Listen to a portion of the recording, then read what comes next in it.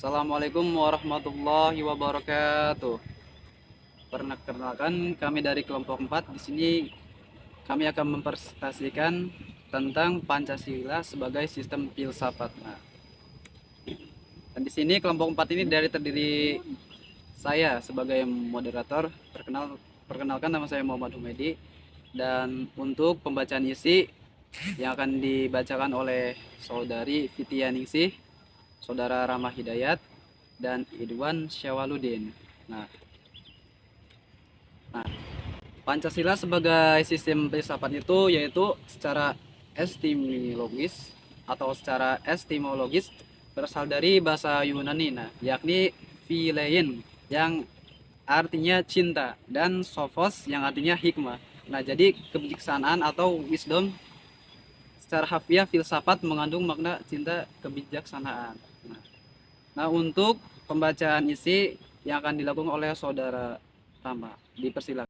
Bismillahirrahmanirrahim. Assalamualaikum warahmatullahi wabarakatuh. Perkenalkan, nama saya Rahma Hidayat dari kelompok 4. Sebelumnya saya sudah diperkenalkan tadi sama moderator yang bernama Humaydi.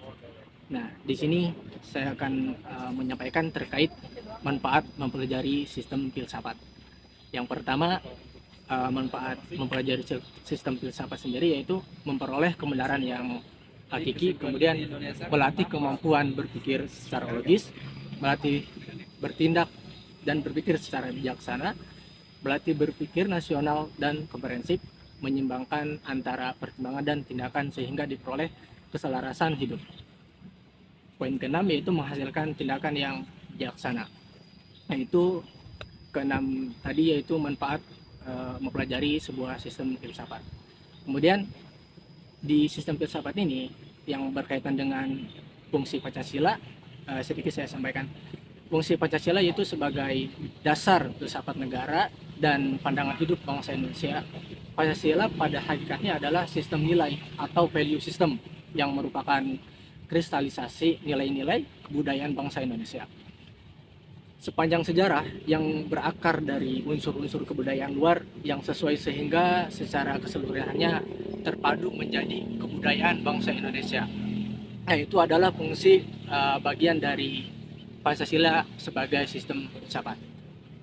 Next, yaitu inti-inti sila sebagai Pancasila. Yang pertama adalah sila ketuhanan yang Maha Esa, sila kemanusiaan yang beradab untuk poin kedua, ketiga sila persatuan Indonesia, keempat sila kerakyatan yang dipimpin oleh hikmat kebijaksanaan dalam permusyawaratan perwakilan, dan lima adalah sila keadilan sosial bagi seluruh rakyat Indonesia.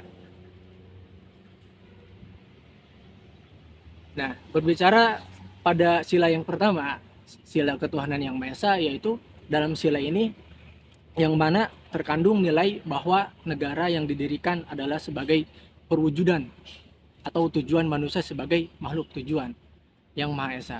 Makhluk Tuhan yang Maha Esa. Jadi sudah jelas sila ketuhanan yang Maha Esa itu adalah tujuannya sebagai makhluk Tuhan yang Maha Esa atau tunggal. Terima kasih, itu aja yang bisa saya sampaikan. Nanti selanjutnya yang akan disampaikan oleh rekan saya. Oke, Assalamualaikum warahmatullahi wabarakatuh. Nama saya Fitia Ningsih. Saya di sini akan melanjutkan yang disampaikan oleh rekan saya, yaitu inti dari sila kedua, yaitu kemanusiaan yang adil dan beradab. Nilai yang terkandung dalam sila kemanusiaan yang adil dan beradab sebagai dasar fundamental dalam kehidupan kenegaraan, kebangsaan, dan kemasyarakatan. Sedikit saya jelaskan tentang sila kemanusiaan yang adil dan beradab. Adalah nilai kemanusiaan ini bersumber pada dasar filosofis antropologis bahwa hakikat manusia adalah susunan kodrat rohani atau jiwa dan raga. Sifat kodrat individu dan makhluk sosial. Kedudukan kodrat makhluk pribadi berdiri sendiri dan sebagai makhluk Tuhan yang Maha Esa. Selanjutnya yaitu sila yang ketiga, yaitu sila persatuan Indonesia. Dalam sila persatuan Indonesia terkandung nilai bahwa negara adalah sebagai penjelmaan sifat kodrat manusia mondualis, yaitu sebagai makhluk individu dan makhluk sosial. Selanjutnya akan disampaikan oleh rekan saya. Terima kasih. Assalamualaikum. Assalamualaikum warahmatullahi wabarakatuh. Perkenalkan, nama saya Idwan dari kelompok 4.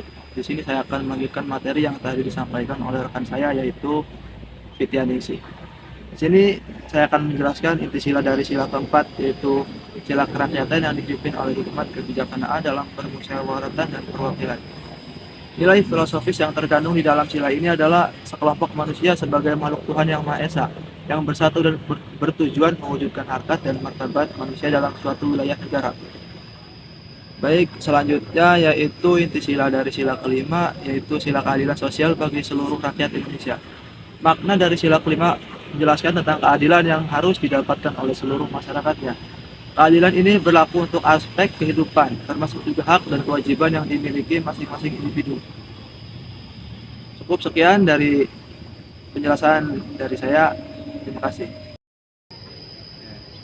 Baik, demikian dari kami kelompok 4 atas presentasi Pancasila sebagai sistem filsafat. Nah, di sini kesimpulannya itu berdasarkan pembahasan di atas dapat disimpulkan bahwa berfilsafat adalah berpikir secara mendalam dan sungguh-sungguh. Nah, di mana sedangkan Pancasila sebagai sistem filsafat adalah suatu kesatuan bagian-bagian yang saling berhubungan, yaitu antara lain saling bekerjasama antara sila yang satu dengan sila yang lain untuk tujuan tertentu. Nah, dan secara keseluruhan merupakan suatu kesatuan yang utuh yang mempunyai beberapa inti sila, nilai, dan landasan yang mendasar. Nah, jadi di Indonesia itu tidak bisa dipisahkan dengan Pancasila ya. Kenapa? Karena di Indonesia itu berideologi Pancasila yang dimana dalamnya itu banyak beraneka ragam kebudayaan serta dan lain-lainnya. Bagian kelompok. Nah, untuk sesi tanya jawab bisa dilakukan di YouTube di kolom komentar ya, maksimal 3 orang ya. Nah, jangan lupa mencantumkan nama, tim, dan serta pertanyaan. Nah, dan untuk terakhir ada sedikit pantun dari kita dari kelompok 4 ya, yang dimana daun salam dimasak di ketupat. Ada salam dari kami kelompok 4. Terima kasih dan tamat. Sampai jumpa. See you, bye-bye.